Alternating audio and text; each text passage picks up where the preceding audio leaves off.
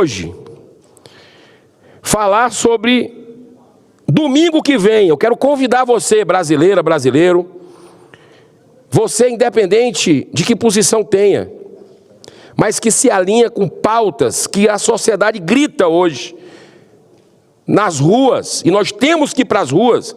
A única forma que eu vejo hoje, inclusive até dessa casa se levantar, é o povo brasileiro se manifestando nas ruas, de forma ordeira, pacífica, respeitosa. Mas as ruas, as grandes mudanças que nós tivemos nesse país, foi exatamente através de movimentos populares. Então, nós temos que voltar, porque tem muita coisa errada nesse país. Os valores estão completamente invertidos, as prioridades. A questão moral degradada dessa nação. E vai ter um grande evento, e eu estarei presente na próximo domingo, 14 de julho. E olha a data, 14 de julho, tem até uma simbologia em tudo isso aí, porque foi nessa mesma data, em 1789, que acontecia a tomada da Bastilha. Um dos mais importantes eventos que marcaram a história da humanidade. A França vivia uma grande crise no reinado de Luís XVI, com gastos excessivos e aumento abusivo dos impostos. A Bastilha era onde permaneciam todos os presos políticos. Olha só a sinalização, as coincidências, e a gente sabe que nada é por acaso. Inclusive a França, nesse final de semana, senador Plínio Valério, teve lá as eleições para o parlamento, e aí a gente vê, rapaz, lideranças do governo Lula aqui, comemorando que a esquerda ganhou, mas quem ganhou no voto, é porque o sistema é diferente, mas a maioria da população votou na direita. Só que o sistema lá, distrital, acabou prevalecendo o da esquerda. Só que a gente não pode esquecer que ampliou bastante o crescimento da direita. E não me venham com aquela história de querer pregar extrema-direita. Já viu isso? Extrema-direita. Parece que não existe direita, é só de extrema-direita para algumas pessoas. É tudo caso pensado, é tudo bem bolado, para induzir ao erro a população brasileira. Quer dizer que defender a vida de bebês contra assassinatos, ser contra a liberação das drogas, que levam ao vício, que estragam uma sociedade, que devastam, que ser contra a erotização das nossas escolas, das nossas crianças nas escolas, a doutrinação delas, deixe nossas crianças em paz, quer dizer que isso é ser de extrema direita? É o extremo, eles querem colocar pecha. Esse é a guerra de narrativa desonesta que vive. Mas olha só, o povo indignado, senhor presidente, resolve invadir e destruir a prisão lá na França. Tinha início a Revolução Francesa com os ideais de liberdade, igualdade e fraternidade. Com ela, a primeira Declaração Universal dos Direitos dos Seres Humanos, sinalizando para o início de uma nova era, sinalizando.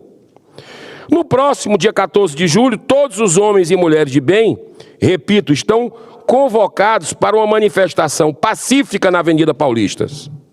As ruas continuam sendo até hoje o grande palco para os movimentos democráticos que promovem transformações sociais. E as pautas para essa importante manifestação estão em sintonia com a vontade da grande maioria da população brasileira. Estaremos defendendo a vida desde a concepção, dizendo não ao aborto. Estaremos chamando a atenção da Câmara dos Deputados para que cumpra o seu dever votando a PEC 45, já aprovada aqui pelo Senado, e que introduz na Constituição o princípio consolidado nas leis de tolerância zero ao tráfico de drogas. A aprovação dessa PEC poderá criar um impasse importantíssimo para a libertação do Brasil, um impasse institucional, que finalmente faça chegar a hora da verdade na nossa nação. Sim, porque o STF quer esmagar isso aqui. Quer esmagar. Legisla até sobre maconha hoje. A interesse de quem eu não sei. Porque essa casa sempre, nunca se esquivou, o Congresso Nacional, de debater sobre drogas. E sempre fez leis com tolerância zero. Estaremos reivindicando a justa anistia aos presos políticos de 8 de janeiro também nas ruas. Ao mesmo tempo em que cobramos do Senado da República que cumpra seu dever constitucional e dê início imediato a um dos mais de 20 pedidos de impeachment do ministro Alexandre de Moraes.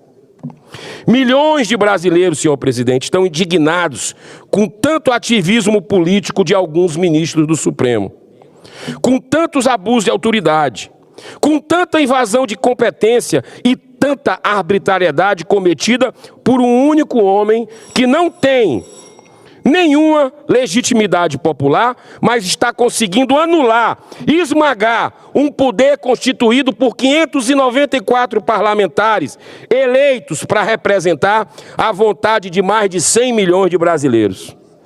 Aberrações jurídicas, como o famigerado inquérito das fake news, onde o único magistrado, ele mesmo, tem o poder de acusar, investigar, julgar, condenar sem direito a nenhum recurso, rasgando a nossa Constituição.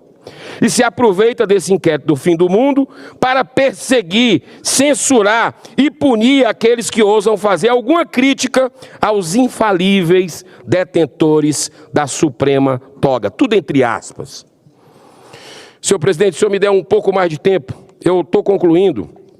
Depois de muitas interferências do Supremo no Congresso Nacional, todas aceitas passivamente, eis que chegaram ao ponto de legislar de forma ilegal, liberando o tráfico de pequenas quantidades de drogas.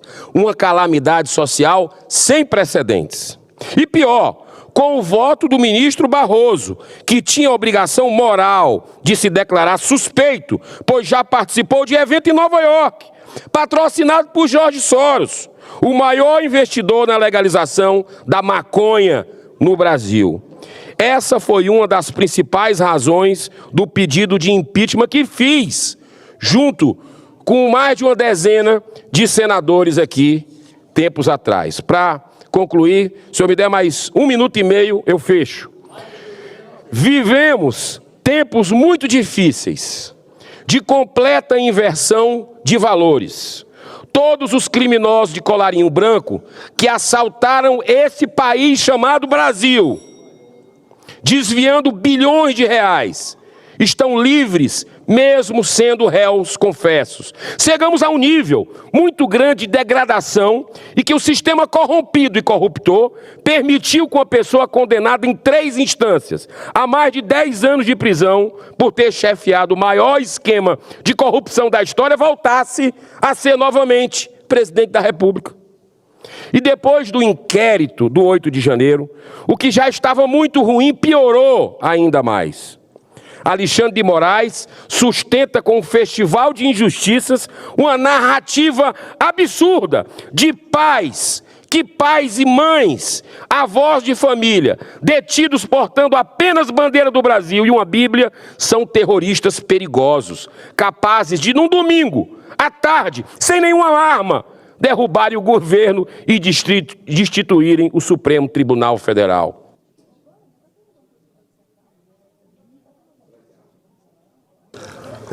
Queria dizer ao nosso querido senador Cajuru que concedi a ele 3 minutos, vou conceder também 3 minutos a Vossa Excelência, ou mais. Obrigado, senador. No minuto final, senhor presidente, lhe agradecendo e agradecendo o senador Cajuru também. É risível o que estão querendo fazer com o nosso país, com pessoas boas e justas. E aqueles, a minoria que erraram, esses devem ser punidos, mas com rigor da lei, não rasgando o nosso ordenamento jurídico. Então, senhor presidente, esse ministro está abolindo o Estado Democrático de Direito, rasgando nossa Constituição. No dia 14, certamente, uma das principais questões que precisarão ser respondidas é: Já que ainda estamos numa democracia que, pelo menos na teoria, quem tem o poder de impedir os abusos do STF é o Senado. É apenas o Senado que pode promover o impeachment, mas continua covardemente preferindo a omissão. Repito mais uma vez, até quando? Falta mais o quê para que cheguemos ao fundo do poço da degradação moral de uma nação?